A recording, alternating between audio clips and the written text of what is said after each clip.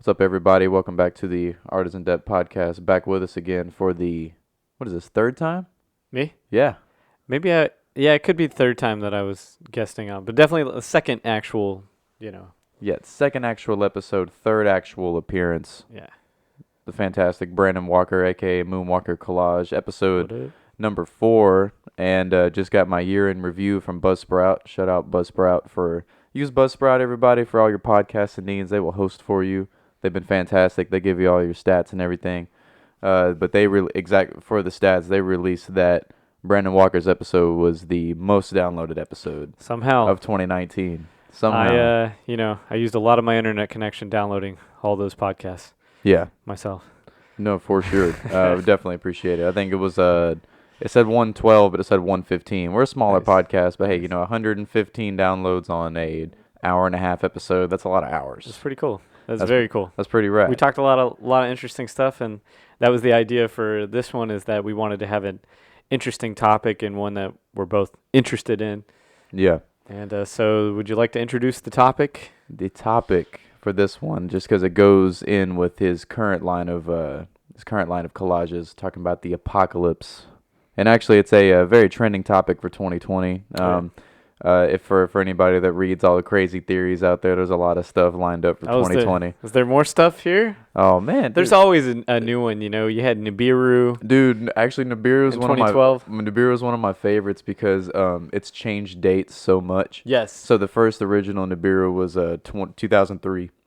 Oh, wow. And then it was supposed to be 2007, and then it was supposed to be 2012. Yes, because it was supposed to coincide with the Mayan predictions. Exactly. Which apparently they got that wrong. And what was crazy about Nibiru though, man, I drove myself crazy when Yeah. I broke my collarbone in 2011. It was on my left side. I'm left-handed, so I couldn't use it. So I just went deep in the YouTube rabbit hole. Back when YouTube was good, when they had rabbit holes. Yeah, dude, rabbit holes. Like They're getting rid of the rabbit holes now. They don't want you to think too crazy. I mean, half of this shit is crazy, and they think we're all too stupid to realize which parts are crazy and not. And yeah, they want to babysit us.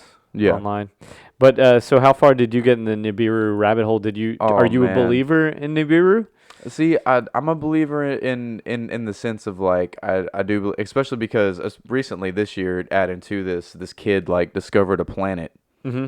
17-year-old kid, like Talking about Planet 10 or yeah, he just discovered one. It's like it's closer to Earth. Oh. Than yeah.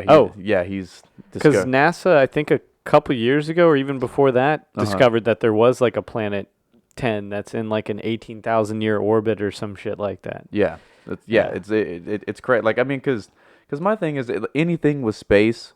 Whenever someone, especially a human, is like, yeah, there's no way. I'm like, shut your ass up, Yeah, bro. Like we do you not don't know. fucking know, dude. We don't know what Yeah. any of that is. Like we're explaining it Mhm. as like cosmic matter in these things, but those are just in our interpretation. Yeah. We really don't know what that is. Yeah. Like we just humans, I don't know, I think we want things to be static. We want things to stay cemented so we can properly analyze them and predict them, but the universe obviously isn't like that. yeah. And one example I give to some people too about us not knowing what's out there.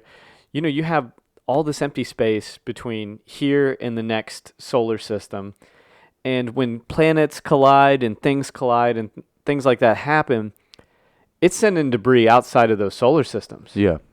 And so there could be shit that's flying in from another solar system. It might get trapped by Jupiter. It might miss Jupiter completely. And it might, there's Yeah. so many things that can happen, and you can just never predict Mhm. what's going to happen. And that's why I think the apocalypse, the end of the world, is such a relevant topic, because it's very real. It could happen at any time. Potentially it has happened It's happened before. to human civilization. It's definitely happened to animal I don't want to say civilizations, but Populations. animal populations it's happened to. But what makes it so significant about human populations is the fact that we have information and we have this continuity about the world that those animal populations likely didn't have. I don't want to assume what all animals' consciousness were, but I don't think they were quite to this level. It's possible that there were. Yeah. You know. Well, because there's two sides to it right now. Like since it's happened before, if it was to happen again, which I mean, it's not really an if, it's a when. Yeah. Whoever gets it. Yeah. But the thing is, I think we're more. I mean, look, there's a chance everybody just gets like super murked. Nothing we can do about it. But what I'm saying is, if it's something to where a small amount of humans can actually survive it, Yes. we're more prepared than we've ever been in the sense of like if we collect things, you know what I Yes. mean, and we keep things on us. And while we're more prepared, we're also more unprepared in the sense that we don't live out in the environment anymore. And in that situation, we would be forced to live out in the environment, kind of like Mad Max here. Yeah. You know, he starts off in civilization in the first movie, and the second movie, you know, moves outside of it. And then he gets to a point where in this third movie with these children here, there's no civilization at all. They're just living tribally. And I think the people that are living tribally will probably have the best chance of survival if they're in the right area that's not being hit by whatever, whether it be a solar flare, whether it be a meteor strike, whether it be tectonic plate shift, polar shift, or something crazy like that. I don't think you can predict where the safest spot is going to be, but it seems like the elites think that being underground is the safest spots. And we found underground, you know, old underground cities and things like that from ancient times that they can't properly date. Like a Nazca. Yeah, Nazca. Nazca's got some crazy underground stuff they made, and just other places to where the Middle East, there's some underground cities there, and they're like, why did they have these? Yeah, and like just the but especially on a lot of the continent we're on, North America, there's a lot of like little cave cities. They're just cave systems, but like whenever like big floods or big things happen, like they dipped out here because the entrance to the inside of this mountain is up here, and then we can just go down inside it. Yeah, you know, and they're just chilling there. Yeah, there's all those YouTube videos of people exploring all these like underground tunnels that have been built with millions and millions of dollars to do this stuff. I haven't gone down that rabbit hole. I don't know who's building it, but somebody's spending the money. Like, it's a lot of money. It's getting made. Somebody's investing in this stuff. Like, I mean, like, dude, the World Seed Vault's crazy. Yeah, the World Seed Vault is an incredible thing. I could just picture that being a journey of some people in a post-apocalyptic Europe or something. You know, journeying to the Seed Vault, if necessary. There's so many different ways all of this could play out. And what do you think's the most likely scenario? What do you think's going to get us first? Man, most likely scenario, I think something. I mean, look, not that I get too deep into like religions or anything, but it's common in a lot of different belief systems that the next is by fire. Yeah. So whether that be because there was the flood. Exactly, because there's been water, there's been frost, the Ice Age, which a lot of people just kind of walk over it and call it the Ice Age, but that was a mass extinction event in North America. Exactly, it was bad. Yeah, all of the megafauna got wiped out 10,000 years ago, and the messed up part about, or I think the stupid part about it, that's coming from scientists who are supposed to be smart, is that they blame humans for this mass megafauna extinction across the North American. Oh yeah, like the extinction, which is just insane. The extinction of like 2 million mammoths was done by humans. When I was like, human loincloth spear wielding humans killed 2 million mammoths, and all the saber-toothed tigers, and all the woolly rhinos, all the other giant animals. Every giant animal, humans killed them all. I mean, mammoth. Okay.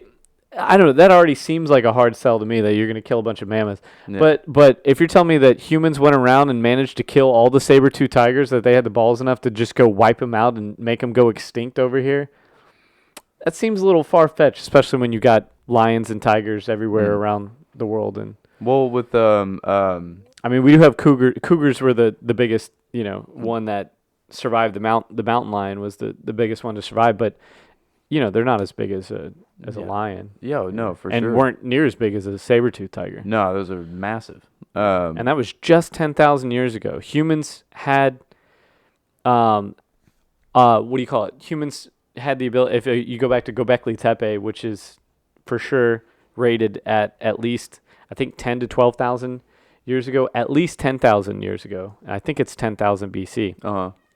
In Göbekli Tepe, they had agriculture, and they built stone monoliths. They had 3D stone carving just 10,000 years ago. And at that same time, all of these megafauna were getting wiped out. It's nuts. Speaking of Göbekli Tepe, shout out Graham Hancock. Yeah. And Robert Schoch. Yeah, Robert Schoch. And, man, who's that other guy Graham Hancock rolls with? Randall Carlson. Randall Carlson. Yeah. Well, I like what they were talking about with the because they specifically were talking about the mammoth issue, right? And they had They brought it down. They broke it down scientifically. They did, but I like that they were talking about there was mass fields of dead mammoths with broken bones. Yeah. And they're like, how did the humans break all their bones? Like they got hit with a big wave or something. You know what I mean? Like you got to be pretty high on humanity and think pretty fucking up of yourself if you think humans were able to do all of that with sticks and stones. Yeah. Well, dude, at that point, dude, the animals outnumbered us. Mm-hmm. Yeah. You know what I mean? Like, because now, yes, we may outnumber because, we have, like, advanced ways of killing. But, like, then, like, no, dude, like, humans were, like, the minority. And they're it's real out here. That's when, yeah. You know what I mean? Yeah, you're not just going to go take the risk just to, like, kill something. You're going to kill something if you have to survive. You're not going to go out of the way to kill more than you need. You're going to eat the whole thing. You're going to use all the bones as tools. Yep. You're going to use the fur. So this brings me to maybe one of my art pieces here. Bringing one of the art pieces. Yes, this is still one an of my art favorite podcast. ones Everyone. here. Let me show that to the camera. Oh yeah, this. Oh, also the video for this is out now, so please go check it out. So you see with that one, he's wearing fur. Oh yeah. So what I pulled that original guy there who's wearing that what is it? Some kind of caribou skin. Yeah, it looks like he's got elk head, caribou head. Yeah, it's caribou horns. Yeah. And what that's from is from our ancient ancestors. It was a pictorial representation of our ancient ancestors. And my idea was that, well, in a post-apocalyptic future, we'd likely have to go back to a lot of these methods because you're not going to have advanced ways of creating clothes. For a time after an apocalypse, you have a time where you can scavenge, where you can collect, but eventually things break down, things wear down, especially if you're out in the environment and in the elements. Things are going to wear down. It's kind of a free-for-all before everything deteriorates. Yeah, and you're going to run out of that stuff, and eventually you're going to have to go back to these old tried and true methods that people did for thousands of years, up until the mountain men of just 100 years ago. And or I'm assuming mountain men kind of stopped becoming a thing about 100 years ago when everything pretty much got explored. Yeah, at this point, minus a couple places in Alaska, and then we got the ocean and space left. You know what I mean? Because honestly, we know a lot about the ocean, but compared to what we don't know shit. Yes, and we're always finding new life forms down there that look like freaking aliens. Oh my god, they are, dude. The ones that like glow like laser rainbows because they're electric jellyfish, and it's just like they're powered by electricity. It's like what? And I'm sure that there's scientists that want to genetically engineer. They want to take those things. Dude, and they made robot cells they made robot artificial life out of like frog cells. Oh, yeah. Well, they used like robotics engineering with frog stem cells and made like fully functional like little just robots. Would you call that Ribbit Cop? Oh, that was a bad joke. I'm sorry. Ribbit Cop. God. I apologize. The Froglander. There can only be one. So you see the buildings, Yeah. I cut that building and made it like, ships because obviously the foundations are, and they're underwater. What was once, above ground has become underwater. I'm kind of with Robert Schoch on some of this stuff. I think that 10,000 years ago, I think it's most likely that a solar flare event happened that caused the rapid melting of the glaciers and the rise in sea level that scientists do say happened. Not that it necessarily happened, that there was like a 40-foot rise very quickly within maybe like 2 weeks or something, and then over a period of like maybe years or to decades, there was a 400-foot rise. And they find underwater cities. There's underwater cities off the coast of Greece, Italy, Japan, all these places. And if you think about the majority of population centers are on the coast. We're on the coast right now. We're literally on an island. Yeah. Most people live on the coast because that's where all the ports are. You have fishing. You have a lot of stuff that you need on the coastline. It's kind of like being next to a river. Yeah. Well, it's where you want to thrive. I mean, like that's where, it's why like the biggest parts of Egypt are right there on the Nile because it's fertile. Like everybody wants to be right there because it's dead out there. Everywhere else. And it's easier to catch fish than it is to hunt. Oh yeah. Well, I mean, that's my opinion anyway. I've done a little bit of both, but then again, sometimes fishing can be frustrating. But it can depend on we've where overfished but if you have an abundant like fishing area, I mean, like it's a lot easier to just post up and chill, throw something on a hook, and go for it than to have to like track a deer. Yeah. And then if you shoot it and wound it, but it lives, you got to follow the blood and find it. And then execute it, and we have guns now, since the last 500 years. But before that, people hunting is an ancient tradition, and people were able to do that with, even before bow and arrows. People were able to do it with spears. Yeah, and for those listening to the audio that can't see the art I'm holding, it's it looks like a Native American or native tribal member, and they have a caribou skin headpiece on, like with caribou skin garments, but they're holding a broken iPhone that he added in there. That's awesome. And he's standing up on this rock overlooking a city underwater, and it's got like apocalyptic, like destroyed buildings. It's pretty rad. Well, yeah, we'll share a picture. Your description makes it sound so much more rad too. Like, just makes me think about it even more.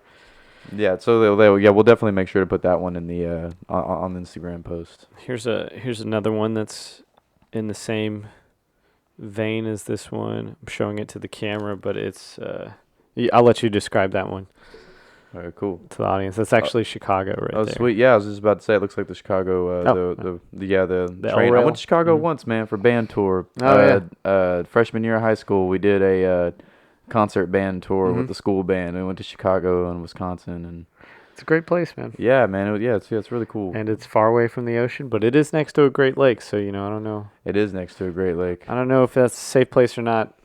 I think cities, likely major population centers, are the last place you want to be in a major civilization breakdown event, whatever that event may be. Yeah, well, it's just a lot more cutthroat the more people you got. And yes, the competition is higher. It's a jungle. It literally will be a concrete jungle. Is a jungle, yeah. And that's kind of what this... so speaking of concrete jungle, it looks like we got the rail system. Like if everyone's been to Chicago, they have that elevated rail system. That like also goes in with there. Is this one connected to the subway, or is that a separate rail system? They have like the above ground and the underground, or does it all tie into one? I'm not actually too sure. I don't exactly remember, but it has all the buildings around it that are also post-apocalyptic. If anyone's ever seen the Discovery Channel show, The World After Us, or whatever it is, it's the buildings look like that. They got plants, all the windows are busted out. But he has a field right next to it that has what are those? There's some sort African, of it kind of looks like an antelope, ibis or something like that. Yeah.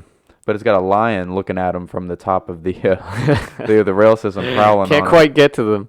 Can't quite get to him. He's a bit high up, but they're just chilling in the grass like nothing happens. Grassy field that once used to be city streets. And what's crazy about this picture though, man, it's got the just destroyed buildings and everything, and like so much life used to go on here, but it's dead. But it has like a completely different set of organisms take this place over now, and they're just hanging out. But the craziest thing about this is just their world. These animals don't understand what was here before. No, they're just the thought of like how it can all be gone in an instant. So calm the hell down and just breathe a little more and stop freaking out over your phone bill. Yeah, and they're not worried about what we lost and stuff. Exactly, they don't know. They have no. They're not even worried about the lion that's up on the L rail right now. They have no idea that ex couple used to love this restaurant over here, and that was their date spot for like 20 years. Oh wow, but they don't know that. Yeah. Like for 20 years, this couple walked up this road where this grass is to go here, but all that's gone, it doesn't matter. And now these like antelope just chill here. Wow. You That's know, so crazy to think about. and Yeah. yeah, because you think about the history of things. Like I'll end up going up on like just personal tangents with myself with that sometimes. Mm-hmm. Like I'll be, especially like so the spot like the deli's at. Shout out Old Moon Deli. Old Moon Deli, great place. But Vegan options too. with vegan options, and but I'll be in there working sometimes or sitting there, and I'm just thinking about all the different things, especially that building. But just all the different 100-year-old building. what all the different things this space has been, and what used to be here, and the concrete floors are the same. Yeah. Damn near a lot of them are, and so it's like how many different just Lives and stories came. how many lives and stories, even weird stuff. I think about weird statistics. I'm just like, man, I wonder how many thousands of pounds of skin cells have been passed through this. Just kind of like random fun facts. But I like because I think I like fun facts so much because my nanny used to always like get me and my cousin Connor. Shout out Connor if you're listening. Shout out Connor. If she'd always get us these fun, like the bathroom reader books. And the bathroom readers, we used to love them because they're just they're full of just trivia and fun facts. That's all it is. That make you think. It's interesting stuff to read. You're sitting on the toilet. Mm-hmm. That's all it is. I think that's my favorite thing about the apocalypse, post-apocalypse, those movies, the media of it, is it makes you think, and not in so many different ways. It makes you think about how fleeting life in general is. It makes you think about how fragile civilization is. Humanity, everything that we kind of feel is just here and will always be here, and people who get broken down by the day-to-day mundanity of everything, when really what's here is just here for this tiny instant, and could be even shorter than we realize. And the fact that we got to this point is crazy, but it could also be wiped away within thousands of years. You think about a building that is buildings can probably last for hundreds of years if they're well maintained, but you look at buildings that haven't been maintained. Oh my God! And they just crumble and fall apart. The plants dig into any crack they can exploit. The animals use it in any way they can, and it eventually just crumbles and falls apart. It starts with the roofs, and then eventually the walls, and then before you know it, all you have is pillars standing, and then you have what you see whenever you look at old documentaries of when they find ancient places, and they're like, oh, this was a house and stuff, and all you see is this kind of square outline of bricks. You see the floor plan, and you're like, how do you this was a house? It's like, that's it, But you don't see that progress of how it got broken down over time, and really how quick a lot of that could be. So when we say that there was, potentially a decent human civilization 10 to 12,000 years ago, that in some parts of the world, maybe not everywhere, but a seafaring civilization, it's very possible that these things could have been destroyed because they didn't think that humans had the ability to create stone structures. And yet Göbekli Tepe was intentionally buried and has 3D carvings of all different kinds of animals, and they only excavated a small amount of it and reburied it. And I feel like, that's almost something that our civilization doesn't have that because we don't think that we can be destroyed. We don't think we need to leave something. We think it's in the to past. prove to a later generation, to give them some sort of information about. We think that us getting wiped out is a thing of the past, when really it's like, and everybody, we're not being pessimists here. No. But the thing is like, it also just ties into just, since it's so easy for this to happen, you know what I mean? Like, you really got to take control of what you want. Yeah. Because why the fuck not? Yeah. You know what I mean? What we have are a lot of gifts. Oh yeah. Crazy gifts, man. With the ability to be in comfortable shelters. Yeah. It's like is an amazing gift. Because everybody should know that how much of a treasure it is that you get to get off work, take a warm shower, get in your warm clothes, get under a blanket, and watch a movie. Do you know how? And not have to worry about a snake, a poisonous snake coming. You may have to worry about that, but you do. We're. Yeah, exactly. And everybody. So this brings us to this book that he brought. It's a book of dangerous plants, snakes, arthropods, and marine life of Texas. Something we were talking about before we were recording that. And honestly, for anyone thinking about how does this episode tie into art, honestly, talking about this is an art of its own because it's something that no one touches, and Yeah. it's actually And it's two artists talking about it. it's two artists talking about it, and it's honestly one of the things that's really going to test the modern primal nature of humans that Mhm. we don't test No. ever. That No. honestly, it's an untouched thing. So that that's why whenever because there's a lot of people I know that haven't gone camping, which is fine. Yeah. But like whenever, but that just shows like because people don't like to go camping nowadays. Like they want to go to this resort for a week. Yeah. They basically go from being indoors here and you go stay indoors over here. Yep. And And hopefully you don't have to spend much time outdoors. When people are outdoors, they're still in a very programmed environment, a very curated environment of the outdoors. Cut grass yeah. is just one piece of that, but there's so many other levels Yeah. to that. You think of like parks and gardens and stuff like that. Those are the places people like to enjoy outdoors. There's not going to be many dangerous animals out there. Most of the dangerous animals have been killed. Yeah. Like the saber-tooth tigers, apparently, which were killed by humans. By many humans. One of the funny things in Wikipedia that I noticed when I went and looked at the extinctions of the dinosaurs, they talked about how the larger dinosaurs died out. The megafauna of the dinosaurs are the ones that died out first. And then yet, when I go to this extinction in North America, and they talk about the megafauna dying out, then they blame it on humans, because I guess humans weren't around to be blamed on for the dinosaurs. But it's still, why wouldn't they think that it's potentially something to happen? I'm trying to skip over. I mean, there's also that the new research that came out about the basically shout out to Graham Hancock again. Yeah. When he was talking about the comet in Greenland or whatever, and then they found the crater. Oh, they did. Yeah. Oh. Yeah, so no, he's talking about this for years. He's his Yeah. story. He's been shut down for being a pseudoscientist Yes. for over and over again.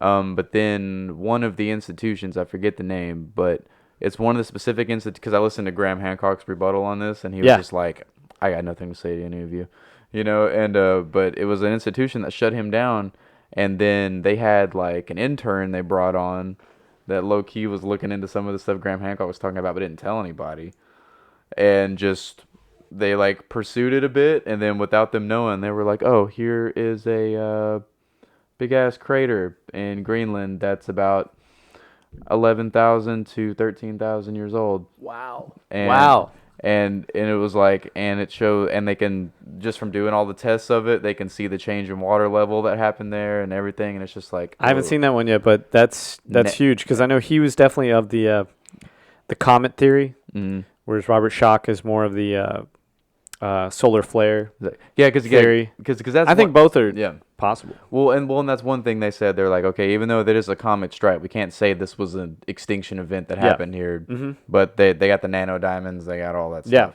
Yeah. And who's to say there couldn't have been a comet strike, and then 2,000 years later, a solar flare event? They happened in the same year. Yeah. You know what I mean? There's no one stopping the universe from, or our solar system from being crazy like that and exactly dropping a bunch of shit all at once on us. Yeah, you get smacked by a comet on one side and get solar flared on the other side. The whole place is just destroyed. And one of the most interesting things about Göbekli Tepe, one of the fun facts that I like to give people about Göbekli Tepe, is that the older stuff apparently, because they were working on this site for a couple hundred years, which is what an incredible project to work on, that they would have the wherewithal to want to work on something through generations. They're like, this is important, and then bury that thing. And then we're talking 10 to 12,000 years ago, and that the older the art is, the more high quality it is, and the younger it is, the closer to us it is, the less high quality it is. So people are asking, like Graham Hancock and people like that, was this created after that event and things were not going well, and they're trying to preserve what little information they had left from whatever civilization they might have had there. And I think that's a likely theory, because a lot of people don't think about needing to preserve information in a huge way until after the fact. You realize you needed to back up your phone after you dropped it in the water. Yeah. And that's kind of where we're at. We don't feel like we need to back up anything from our civilization. Who's going to need it? And that's why a book like this, in a post-apocalypse, a book like this is pure gold. Dangerous plants, snakes, arthropods, marine life in Texas. Because if something did happen, civilization broke down for any potential reason, much less the environment breaking down around you as well, you need to know how to survive. And lots of information has been gathered, but you won't be able to go to the internet. You won't be able to go through your electronics. Electronics have the shortest shelf life of any other types of information. They do have some chips that can last, that they've developed that can hold memory for 100 years, but batteries do not last 100 years, and you have to be able to create a battery. How do you create a battery from scratch?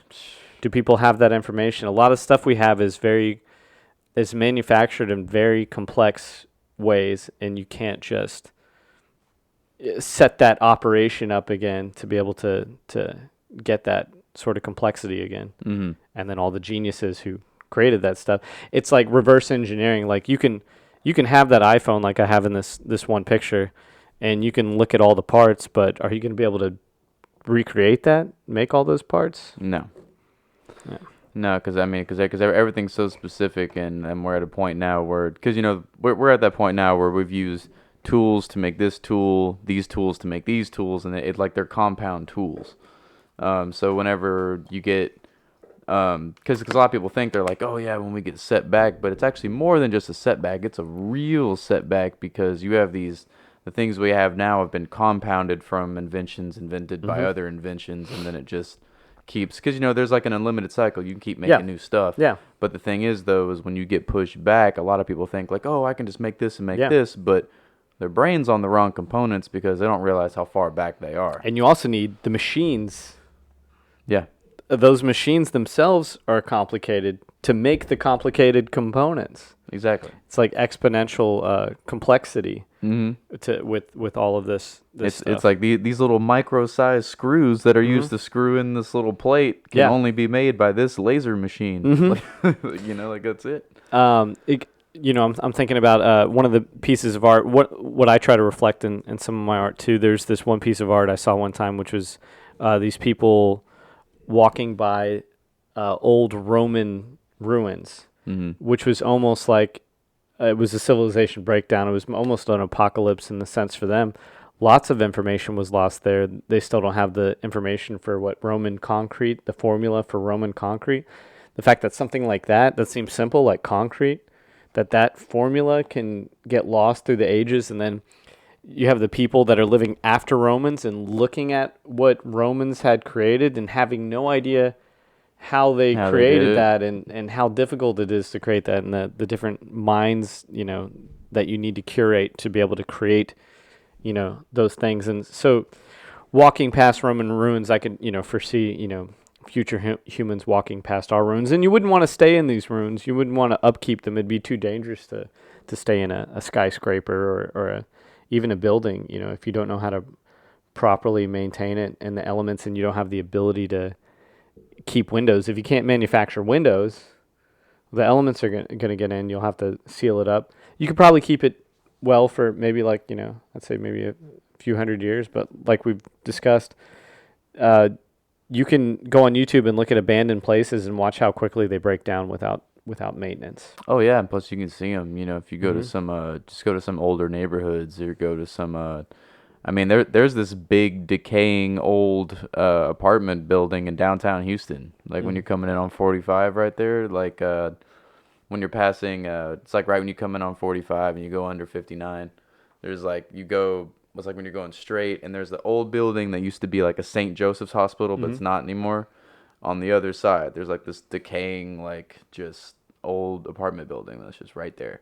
And like whenever you drive by it in the day, you can see that people climb up it and go in and tag it and stuff. But I wouldn't. And a lot of those places, they get condemned because they fall apart, and the ability to renovate them becomes exponentially more expensive because there's so many things that break down without maintenance, and also through just general exposure to the elements. Well, then some of them are so big and it's so developed around that building that they can't even control demo it, because some of those buildings, like, you just can't do anything about it. Like, they're just gonna be stuck there. So do you think people will avoid? So yeah, another thing about this movie, why I brought this movie, at the end of this movie, one of the striking shots That's is also a Mad Max Beyond Thunderdome. Beyond Thunderdome for the people listening. Mad Max 3. And if y'all have seen this movie, then you would know that these kids eventually they go on a plane. Another crazy thing to be able to maintain would be any kind of vehicle. The amount of complexity that goes into these vehicles, little rubber parts, little. It's hard enough to maintain vehicles as it is when they have all these sensors and complex stuff. When I look at Mad Max and knowing what I know now about vehicles, which still isn't very much, it's almost dang impossible for them to be able to keep vehicles running, much less a plane if you don't have mass manufacturing surrounding that. So they take a plane and they fly into an old abandoned, I guess, nuked out city or something, and they begin living in the towers of this city, of this abandoned city, which is super cool imagery. Yeah.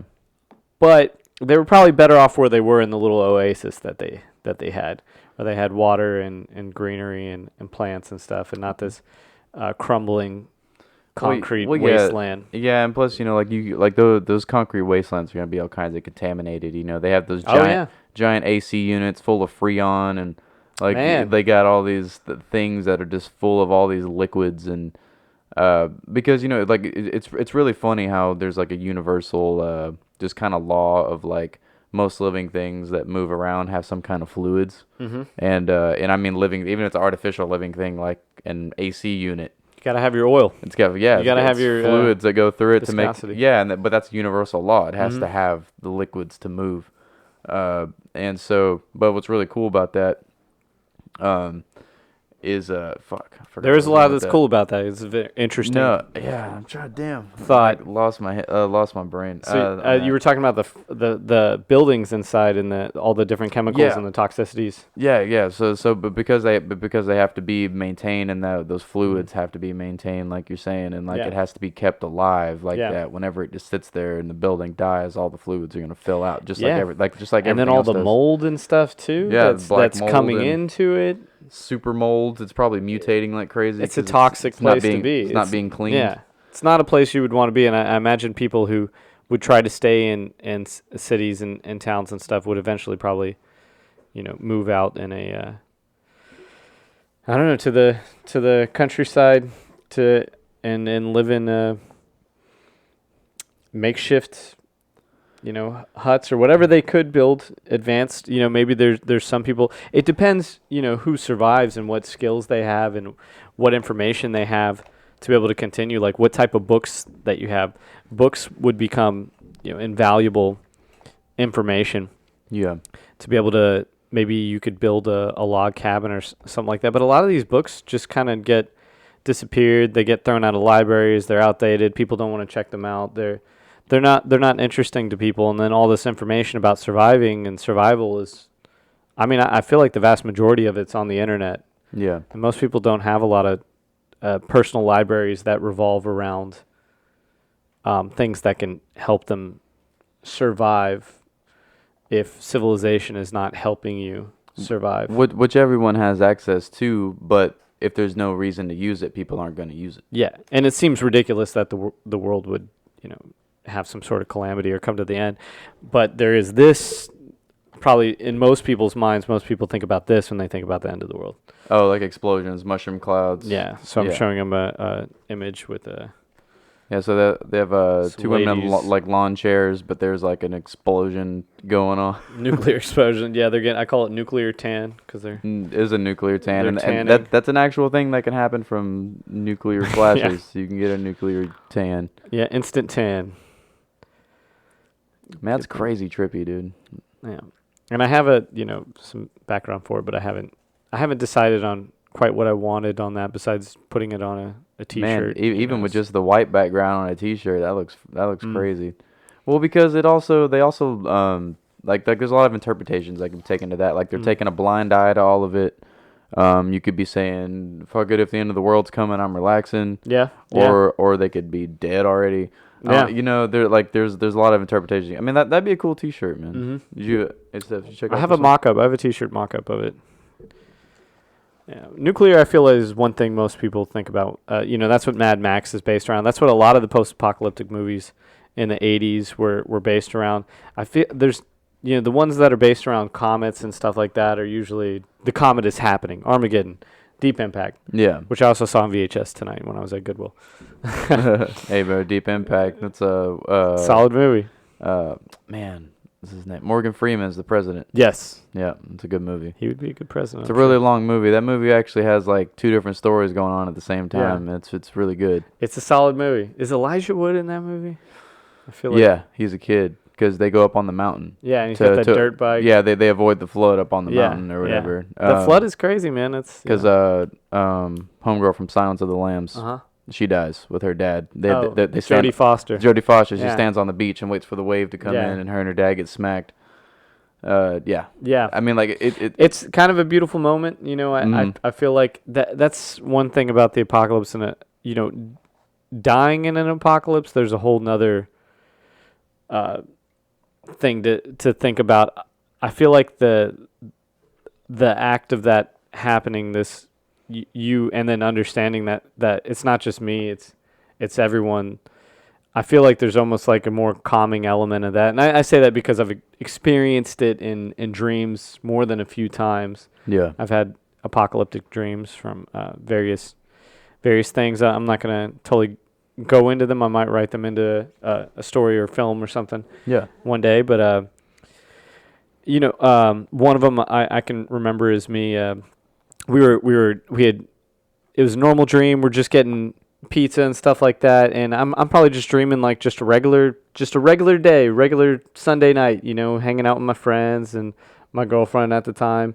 And then we're driving back, and we're coming out of Seabrook, and then all of a sudden the sky, which is daytime at this point, the sky just gets super bright, and then we see this huge thing, bright thing come and hit, and we all know exactly what was going to happen. Everyone stops on the freeway, and everything got loud, and it hit, and the wave of energy and fire and stuff was coming, and we all just hugged each other, and we all just said, "I love you." And I woke up sweating and breathing heavy, but it was such a beautiful moment too, because it's we're all we're all in it together, and there's nothing we could do but just express our love for each other in that way, And I think that was Well, that's a big thing, man, because when it gets down to it, especially with the daily stresses we have in life and the things we worry about, whenever something like that happens, none of that shit matters. no, yeah, Like nothing. none of it.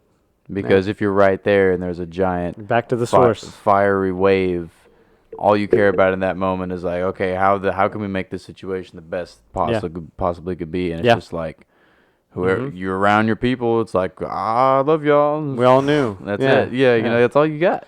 Mm-hmm. That's all you got in that second. But that's especially with how crazy times are, man. I think that's a good theme of this entire episode. Is just about a lot of people feel apocalyptic, obviously. With Paul. I don't want to go into anything specific, obviously, because people are so hot-headed right now. People are nuclear about their opinions.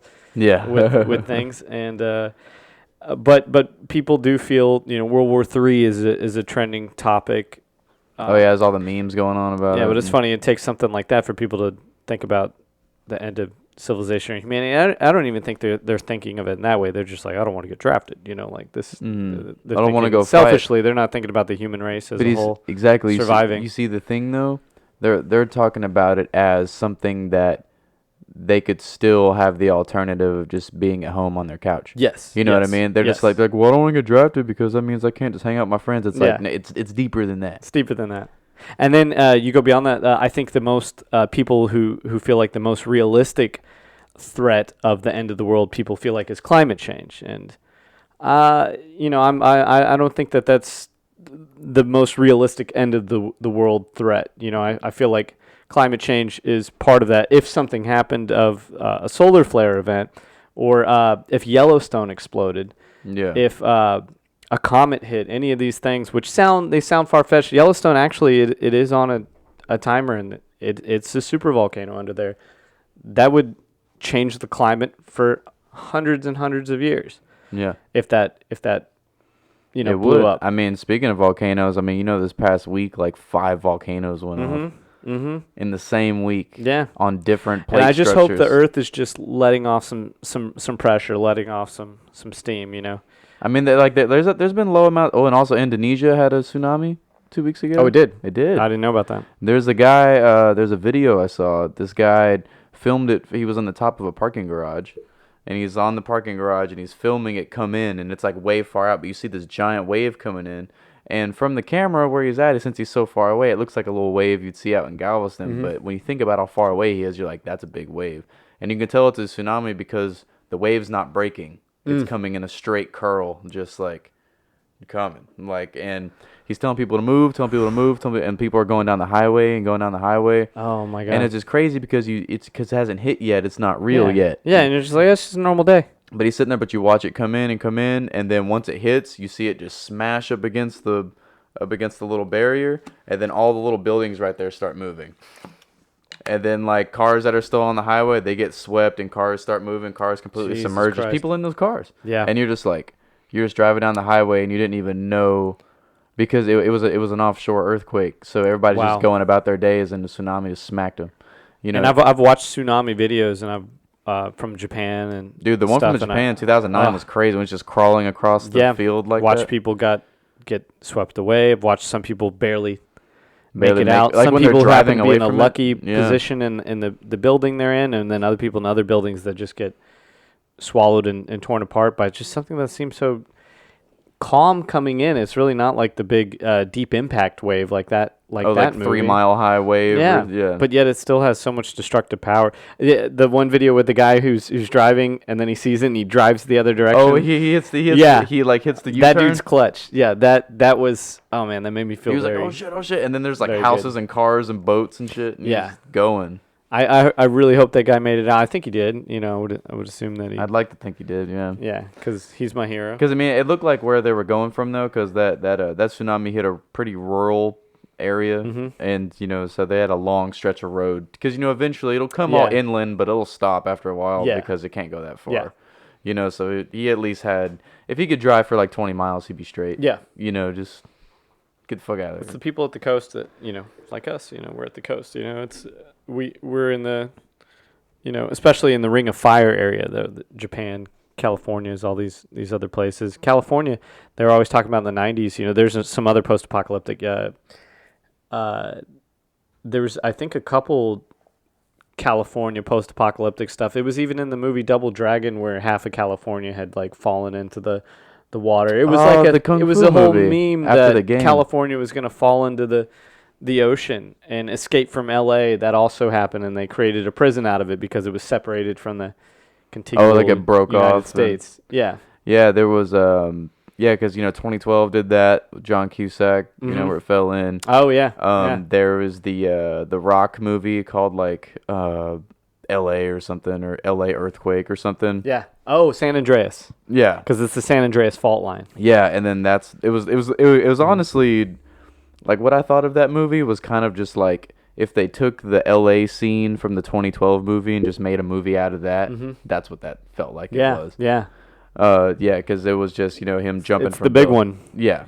And it's possible that could still happen. It's been not much has happened for a long period of time. I don't think there's been any major earthquakes for a while in that area. Yeah, because since our technology's gone up and the civilization's more advanced, there's been less and less like people caused catastrophes. Yeah. So it seems like we haven't had one in a while Yeah. because we're not making most of them. But there physically hasn't been many Exact- major earthquakes there. Yeah. But yet, even though they do have a lot of codes and technology to keep their buildings from falling over.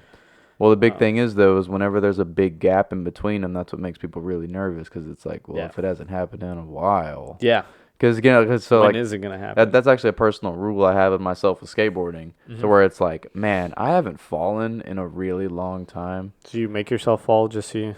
No, but I know that like if I haven't fallen in a really long time, it does something weird to my skate ego. Yeah. To where it'll get to a point where like, yeah, you kind of have this level of like you're indestructible. I can't fall. And so That's why I haven't. you all it takes is that one session where you go and do a trick you think you can do because you haven't fallen recently, and just sometimes it's even the most basic. Yeah. Sometimes it's a super basic trick that you think you just have on the back of your hand, but you're not paying attention because you're too cocky, and then you just get smacked. Done this 1,000 times. What could be different this time?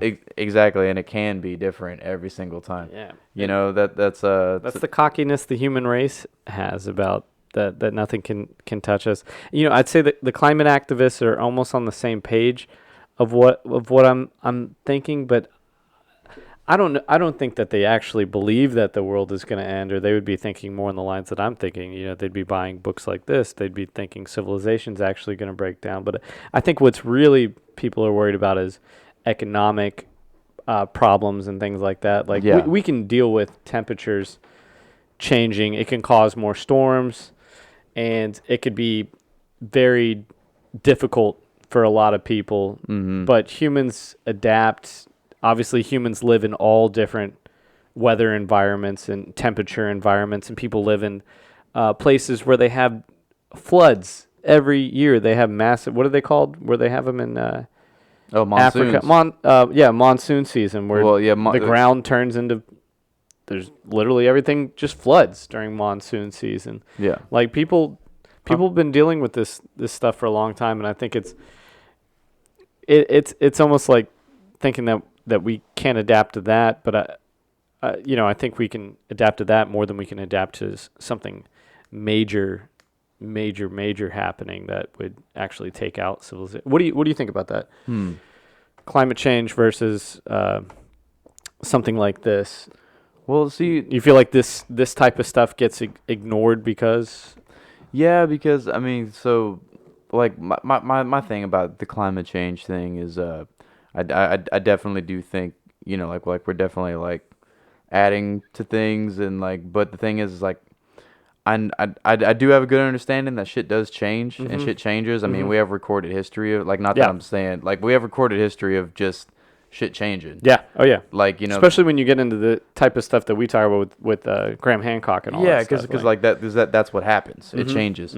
But the thing is like it's used as like a political gain and a political topic right now, to where it kind of like muddies up other things that can happen. Because I feel like a lot of people are using it for control.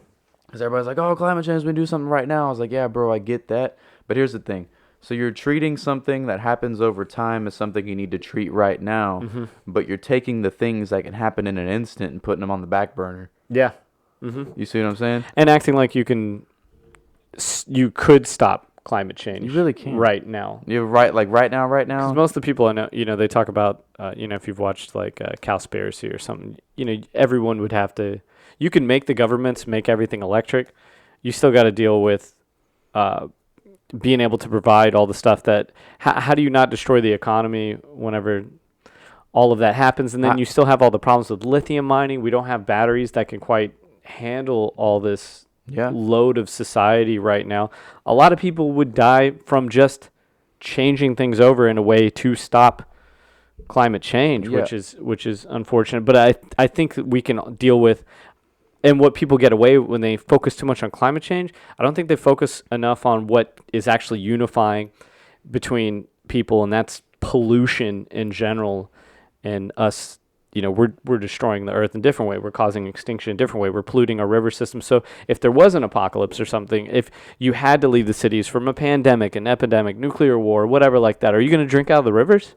Yeah. I'm not. You can't. I mean, you'll have to, and hopefully you have one of those contraptions you can buy on Amazon that you can, filter your water properly and boil your water properly. But there's a lot of stuff that you can't boil out of water, PCBs, dioxins, chemical byproducts. These chemical byproducts, and people aren't focusing that on much. They're just like, we need to switch to electric cars, and it's like, we need to stop having all these byproducts everywhere. Where are these byproducts coming from? Overuse of antibiotics. There's so many other issues But when it all just comes down to climate change, as if that's going to be the thing that takes us all out, when it's a slow process versus it's a slow process. It's a slow process that we can adapt to exactly over time. Exactly, it's a slow process to complete. It's a slow process to fix if you're going to quote unquote fix. Yeah. But the thing is, I think there's more pressing things that we could realistically work on right now that could be handled in a shorter period of time than that. Because you got dudes that'll spend an entire afternoon on a beach and damn near clean up the entire beach. Yeah. But it's one guy. Yeah. And I'm just like, those people are my true heroes. But I'm just like, what if like 1,000 people got on that project? Like 1,000 people, they could clean up the entire like seawall run. Or the people who plant millions of trees everywhere. Like I think some guy did that in India. You know. He carbon sinks. You know. He spent like 25 years replanting a whole forest, and he did it. Yeah. If you're worried about carbon, plant trees. And that's one guy. 1,000 guys do that. You know what I mean? Especially that we have billions of people. Like 1,000 people just do this. You know. But also like I like what kills me the most. And I could see how it worked in the past as a marketing scheme. But what kills me the most are people who are like, buy this and we'll plant 5 trees. It's like, bro, just go plant 5 trees. like if you're gonna plant trees, go plant the trees.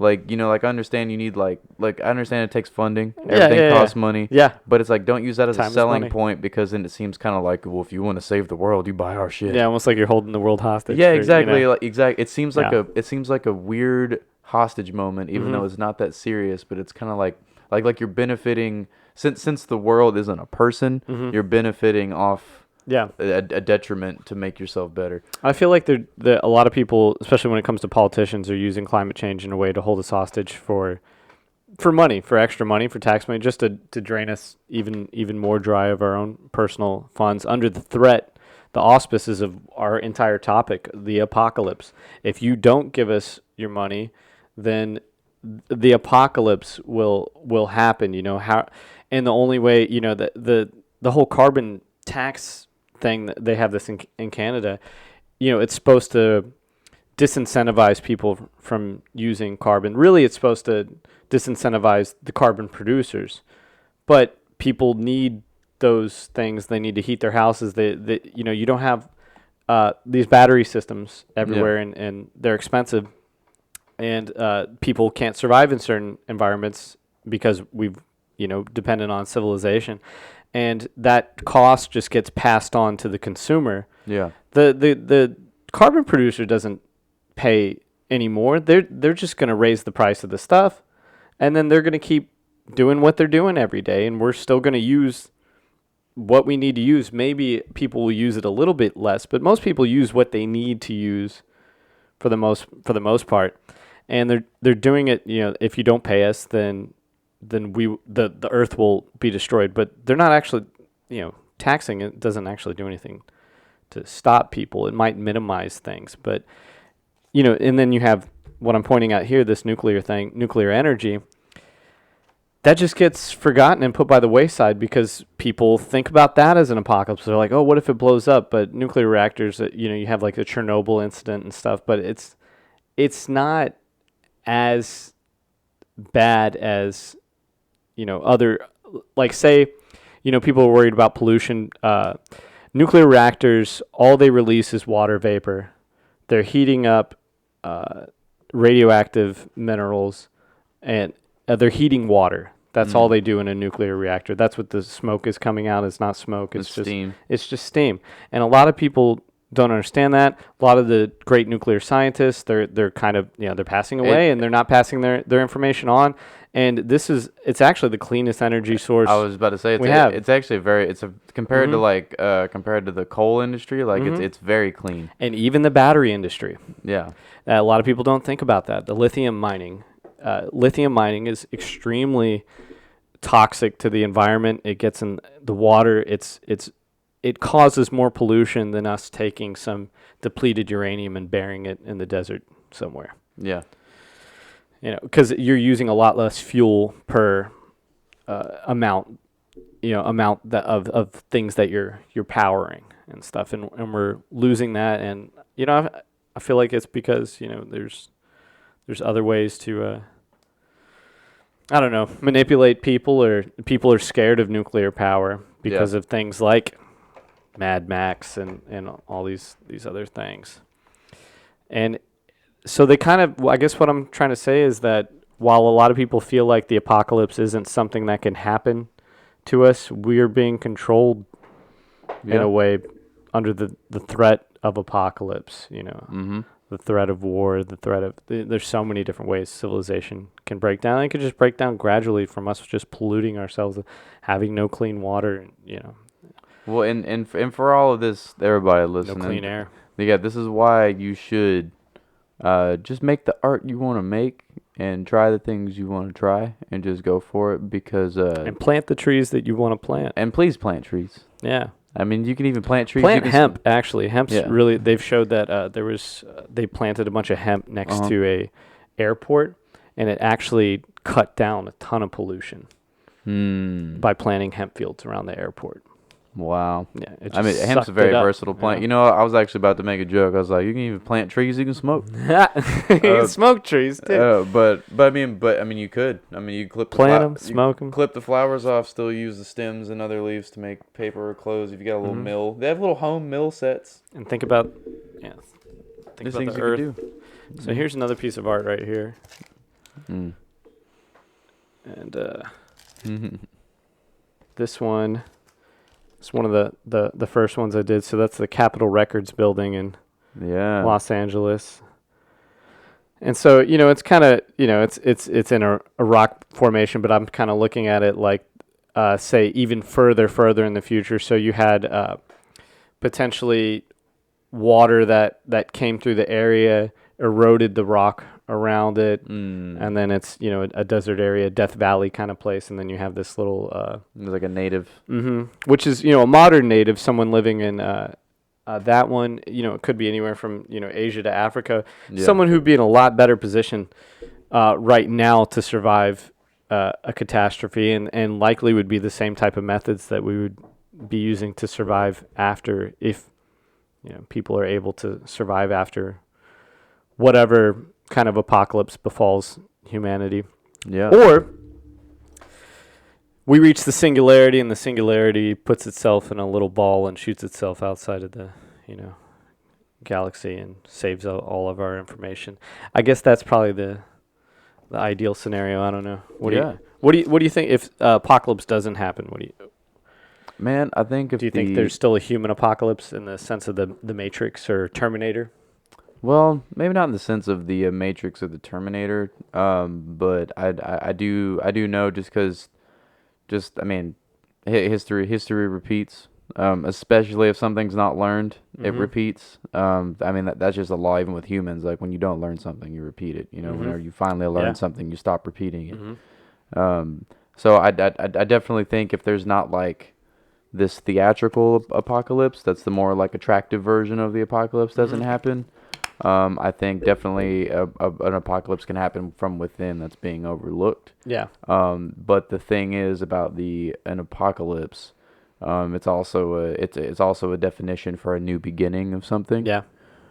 So whether even if it's not something destructive, even if it's an apocalypse of culture or an apocalypse of an apocalypse of thinking or just something like that, like I definitely think something like that can and will happen. Just with the just think about how like I was talking about this a lot with the new year that just happened.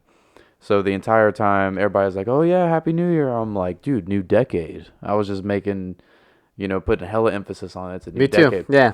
And happy new decade. Yeah, and like my shout out Ethan Oldman. He was always shout like, he's like, why do you keep saying that? And I was like, well, because dude, how different was the world in 2010? And I was like, bro, in 2010 January, I was in the second semester of my freshman year of high school. Like art drawing was just a hobby. A smartphone was just. Yeah, it was something new. Yeah, and to behold, it was something new. It was gonna happen later that year, but I'd never smoked before. I was like pretty okay at skateboarding. I didn't really start playing the drum set quite yet. I was doing like school band. But like now, like it's the like I'm passionate about drumming and I'm passionate about You're my art a completely now. different person. Exactly. But that was only 10 years. Yeah. Everybody's like, well, that's so long. It doesn't feel like that long So, ago. well, because everybody's like, but it's it so is. long ago, but it's really not. Well, especially when you're reading the stuff that we read where we're talking about things in X amount of thousands of years, where I was like, man, that was only 10 years ago. Yeah. Because- and how much can change in that versus So as far as like Apocalypse goes, and actually, what's crazy about this? So 2019, I heard it from multiple people, like hella people, just because it was personally just changing for me. Like 2020 was a big inner self kind of changing. Same, year. man. Dude, I feel like I have to make a huge change this year. That's why, but it happened to so many people this past year, and that's why I keep saying, man, 2020 is a big year, because everybody, because of course you can note the things like Olympics and presidential election, but that's just material things. Yeah. Like I mean, in the sense of like, bro, this is a big year in the sense of, like I think what's happening inside you. What's happening inside, what's happening in society with everybody. This is a really weird time to be alive right now. Very much. We don't know where we're gonna go. We've never been in a place like this. No civilization that's been recorded has been in a position like this. Oh yeah. And this is where I feel like we are almost subconsciously, so we talk about climate change and all this stuff. Climate change, contributing factor to extinction or random things like that slowly over time. Far from the only thing that we're doing, that's surrounding it. There's things that aren't causing climate change that are causing destruction to our environment. And like PCBs or dioxin or something like that. It's not causing climate change, but it's causing destruction to our environment. And I feel like almost subconsciously, as we are exponentially creating computers that are getting smarter and smarter and faster, closer to the singularity, we're also subconsciously in the same way creating an environment that's more fit for an artificial life form than for our organic life form. Absolutely. That's what's kind of especially now with these generations of kids that are less and less getting that nature aspect. And you get kids that are like entirely raised in city structures. Yeah. Where that's all it's comfortable there. That's all they know, and where it's taboo to go to a nature. They're like, what the fuck? Why the hell would you want to go camping? Why would you want to deal with dangerous plants, snakes, arthropods, and marine life? Why would you want to? Yeah, when I can just stay inside and just deal with the houseflies and occasional spider. You know what I mean? Maybe a crazy person on the street, every now and then. Yeah, exactly. Yeah. So I mean, it's definitely crazy, man. But just tying it into art. There's one thing that won't die, and it's art. Yes, Göbekli Tepe. Shout out to Göbekli Tepe. Yeah. If y'all don't know what that is, GOEBEKLI, and then TEPE. I believe it's in Turkey, modern day Turkey. Turkish government isn't very keen on letting people excavate the site. It means Potbelly Hill. Because they're scared of what they're gonna find. Probably, and I know a lot of scientists and skeptics and people don't particularly like that site. There was did you watch the Graham Hancock where he brought the guy from Skeptic Magazine on to debate him, and he brought up Göbekli Tepe and the 3D stone structures, and how at that time all we thought humans had the ability to do was cave paintings. And the guy tried to make an equivalence between 3D stone sculpture and cave paintings. No. And, I slapped my forehead into the next room because I was just like, oh, you got to be kidding me right here. Like, have you ever... It's like the same scientists who say that, humans wiped out all the saber-toothed tigers through hunting. Like, have you ever gone hunting? Have you ever tried to sculpt with clay? Yeah, exactly. It's like how inclined are you as an artist? Look, it doesn't matter because that's the thing too. Don't give so much power to these people that are scientists when they're talking about a genre they don't know nothing about. Yeah. That's huge. And a lot of people get sucked into like opinions and quote unquote facts they get from these people that they're like, yeah, bro, look, I understand that he's a scientist and he knows a lot about marine biology. Yes. But when he starts giving opinions on Van Gogh's paintings, and he has no background in painting, and he's Exactly. never painted in his life, and the only painting he can do is on pottery with his family on Christmas. You know what I mean? And but he just draws like a smiley face. You know, like I don't want to hear anything because he doesn't know what he's talking about. No. Yeah, you know what I mean? Like that. Like that'd be me. But you're just supposed to take their word for it because they're the expert. Exactly. It's like just because they're an expert in something doesn't mean they know everything. They've collected the information. They know what's up. We don't know what's up. You know about the book that was written? I think it was something with Adam and Eve, and it's about polar shift, and the CIA had taken the book and removed a bunch of pages from it.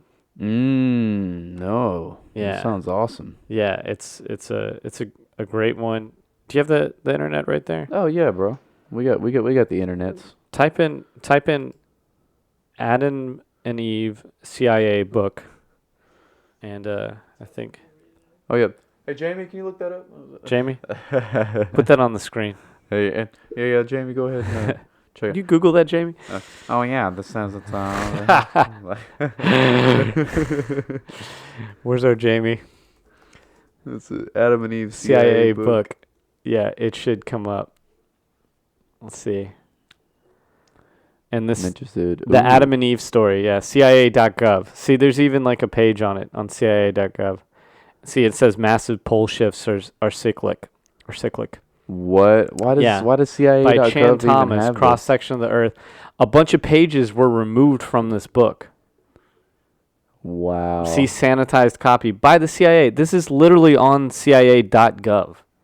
Yeah, this because they had to make it a. And this whole book is basically just saying that pole shift is, something that's catastrophic and That's so. possible. That's you so. know. And honestly, crazy. that's why I say, when I think about, other things, like I'm more concerned with things like this than I am with Well, yeah, there's a day-to-day stuff. there's a movie that no one ever heard about, but it had not like barely anybody heard about this movie.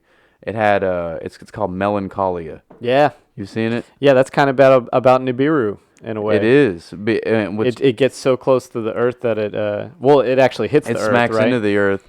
But the crazy thing about that entire movie, it goes deeper than just the collision. Mm-hmm. It goes into that movie. I'm getting chills right now just thinking about that movie. That movie is so crazy, dog. Geez. It's like Kirsten Dunst and the guy That from movie 24. left a mark. The guy from 24. Sutherland. Kiefer Sutherland. Yeah, like they're getting married. But it goes through this whole. And she just doesn't care because she knows that the world is going to end, and he's a scientist that's studying this planet that's coming close, and they're like, it's just going to pass by us.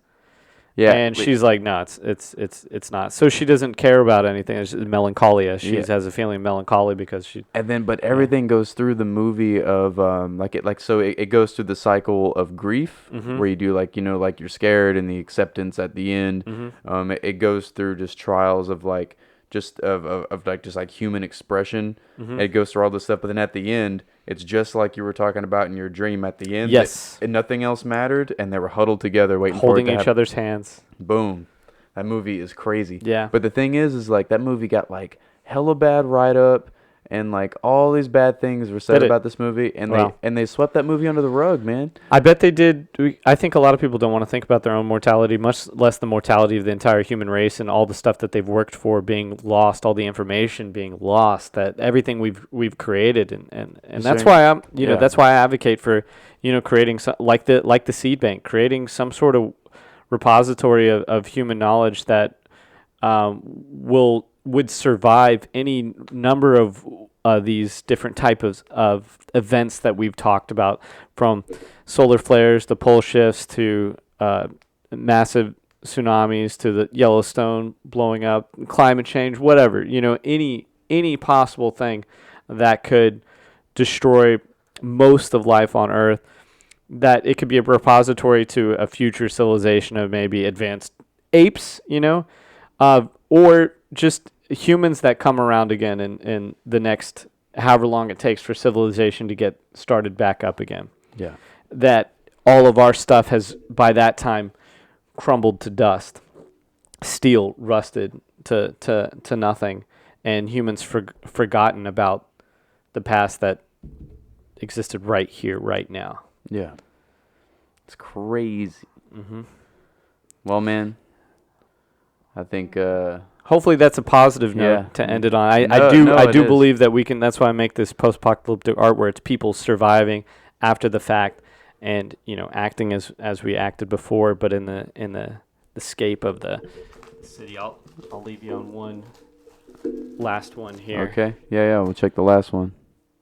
And it's I like this one because it's a group of people. These are they're from Native American stuff, but yeah, homie's hitting the pipe. All right. Yeah, exactly. And he's hitting a pipe. Because people want to have fun. You have the ruined city in the background, but they're living in these concrete houses. So my idea is, and they look like makeshift concrete houses. And my idea is that these are people who maybe kept some of the stuff around and then passed it through the generations. The formula for concrete, and were able to build, better structures. So maybe they have a little bit better start for the next time that they're able to build civilization back up again. And that's the optimistic side of it. Yeah, we'll leave it on this note.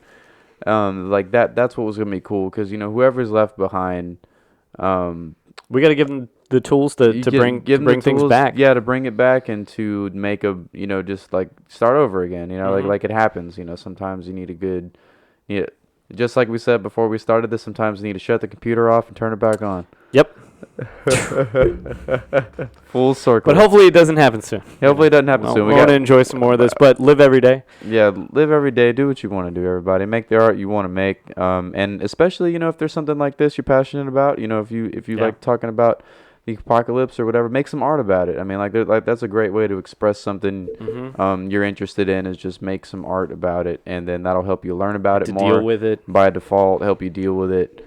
If you have an anxiety about it, like I did, back in 2011, just learn about it more and find a way to express it and a way to get over it, because like the way I got through it was I started making art, or even just kind of like writing down fictional stories of what I think the apocalypse would be.